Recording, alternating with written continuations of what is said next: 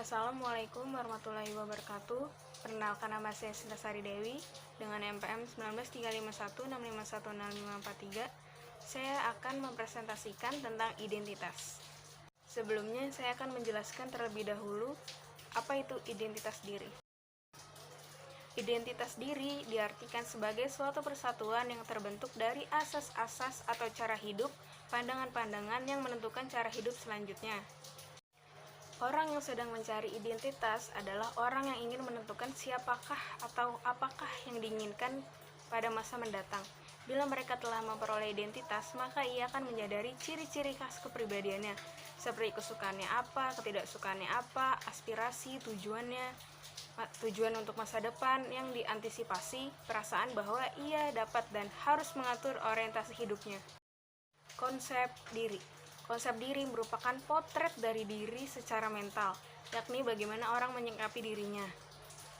Menurut William D. Brooks, mendefinisikan konsep diri sebagai two physical, social, and psychology receptions of yourself that we have derived from experience and your interaction with other. Jadi konsep diri adalah pandangan dan perasaan kita tentang diri kita, boleh bersifat psikologi, sosial, dan fisis.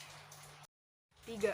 Dimensi konsep diri yaitu: pertama, pengetahuan tentang diri sendiri. Pengetahuan tentang diri sendiri tidak bisa dipelajari dari orang lain, tetapi hanya bisa didapatkan dari rangkaian pengalaman hidup pribadi atas apa yang kita jalani. Yang kedua, penghargaan terhadap diri sendiri. Nah, penghargaan terhadap diri sendiri ini adalah penghargaan yang paling tinggi dari pencapaian kita sebelumnya. Kayak misalnya self-respect dan kebebasan. Ketiga, penilaian terhadap diri sendiri. Nah, penilaian terhadap diri sendiri, setiap orang punya penilaian sendiri untuk dirinya. Jadi jangan memaksakan diri untuk menjadi benar jika kita tidak mampu menjalankannya. Saya akan menjelaskan konsep diri positif dan konsep diri negatif.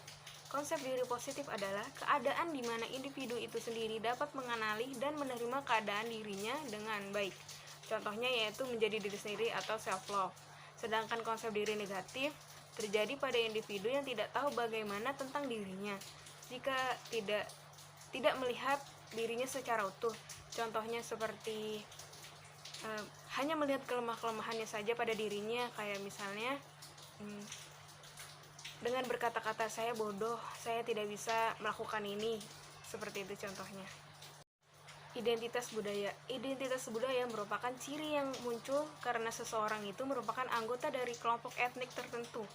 Itu meliputi pembelajaran tentang penerimaan tradisi, sifat bawaan, bahasa, agama, dan keturunan dari suatu kebudayaan. Lalu saya akan menjelaskan identitas sosial. Pengertian identitas harus berdasarkan pada pemahaman tindakan manusia dalam konteks sosialnya. Identitas sosial adalah persamaan dan perbedaan soal personal dan sosial. Soal apa yang kamu miliki secara bersama-sama dengan beberapa orang dan apa yang kamu membedakan dengan orang lain. Saya akan memberikan contoh tentang identitas sosial. Contohnya seperti ayah dan ibu saya adalah warga negara Indonesia. Seperti itu contohnya. Ini yang bisa saya sampaikan presentasi tentang identitas diri. Jika ada kesalahan kata, mohon dimaafkan. Wassalamualaikum warahmatullahi wabarakatuh.